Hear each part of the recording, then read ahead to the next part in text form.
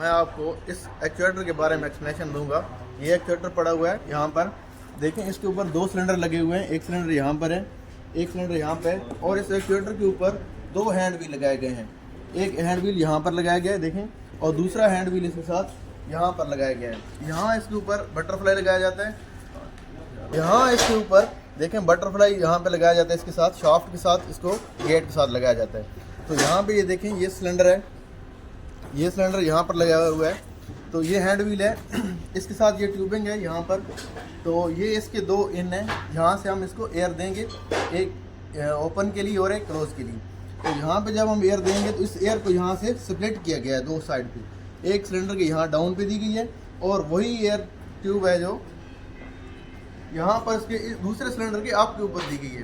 तो जैसे ही इसके ऊपर यहाँ एयर आएगी तो ये यहाँ पे पिस्टन है इसके अंदर, इस पिस्टन को ये इस तरफ प्रेस करेगी तो ये इस तरफ जाएगा, और इसी यहाँ पे जो पिस्टन है इसके ऊपर अप से एयर आ रही है, तो ये इसको डाउन की तरफ प्रेस करेगी। तो इसकी जो मूवमेंट है वो एक तरफ होगी, और जब हम इसको क्लोज की तरफ लेके जाएंगे तो यहाँ पे एयर आएगी।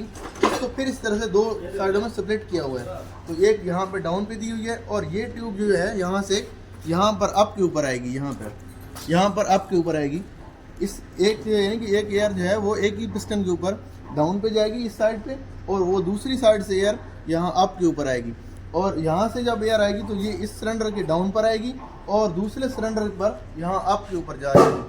तो इस तरह से ये वाल है, एक्चुएटर है वो अप और डाउन होगा, ओपन और क्लोज होगा। इसके ऊपर ये जो 2 हैंड व्हील लगाए गए हैं, ये किस लिए लगाए गए हैं? ये हैंड व्हील इसलिए लगाए गए हैं, देखिए ये इस एक सिलेंडर को जब हम हैंड व्हील इसको ओपन करेंगे, अगर हमने इसको ओपन करना है, इसको ओपन करेंगे तो ये जो पिस्टन है इसके अंदर, ये इसको स्पेस देगा कि वो पीछे आ सके, क्योंकि इसके साथ जो लगा हुआ है इसको स्टॉप करवा देगा यहाँ पर। तो यहाँ पर जब हम इसको पीछे करेंगे, इस हैंड व्हील खोलेंगे, तो ये स्टॉपर इसका पीछे की तरफ आएगा, तो ये इसको स्पेस देगा कि वो सिलेंडर यहाँ से आ जाए। लेकिन वो सिलेंडर जो यहाँ पर पिस्टन है वो वापस तो नहीं आ सकेगा। उस सिलेंडर को वापस लाने के लिए ये वाला जो हैंड व्हील है ये हम ऑपरेट करेंगे। जब हम इस हैंड व्हील को क्लोज करवाएंगे तो ये यहाँ पर जो पिस्टन है इसको ये इस तरफ मूव करवाएगा। तो ये वाले सिलेंडर को अगर आप इस हैंड व्हील एक जगह पर रोक देंगे और इस हैंड व्हील से आप इसको ऑपरेट करवाएंगे, तो ये वाला हैंड व्हील इसको स्टॉप करेगा और इसको पीछे मजीद नहीं जाने देगा। इसलिए एट ए टाइम आपने 2 हैंड व्हील के साथ इसको ऑपरेट करवाना पड़ेगा। जिस तरफ आपने मूवमेंट करवानी है उस तरफ आपको ओपन करवाने के लिए या क्लोज करवाने के लिए दोनों तरफ से हैंड व्हील को ऑपरेट करना पड़ेगा।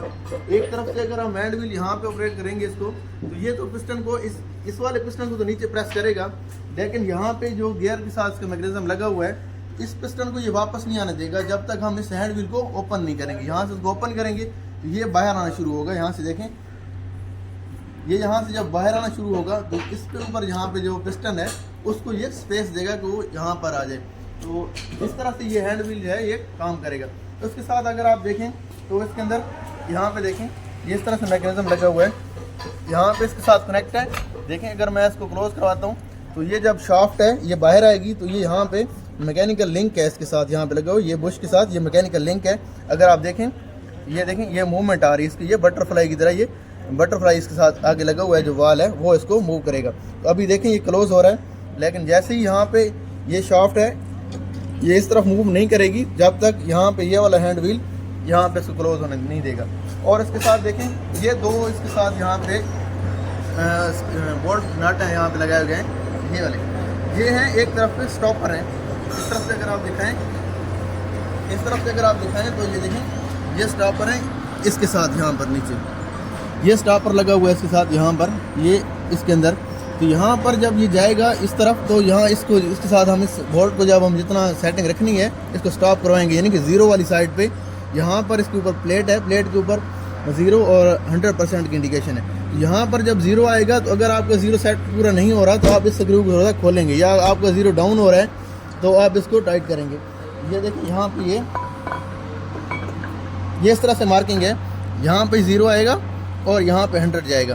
तो जैसे ही ये वापस जाना शुरू होगा यहाँ पर, तो ये वाली जो इसका एज बनाया हुआ है ये इसके साथ रुक जाएगा। अगर इसके साथ ये टक्कर खा के ये रुकता है तो फिर हम इसको इस स्क्रू को खोलेंगे ताकि ये पीछे जाएगा, और जब ये बोल्ट पीछे जाएगा तो इसको मज़ीद स्पेस मिलेगी कि वो वहाँ पे आए, तो हम इसका 0 यहाँ से सेट कर देंगे। और इसी तरह जब हम 100% की तरफ लेके जाएंगे तो यहाँ पे लेके जाएंगे, देखें ये 100% है। अगर ये यहाँ पे आता है 100% पूरा नहीं होता तो तो फिर हम इस स्क्रू को लूज़ करेंगे।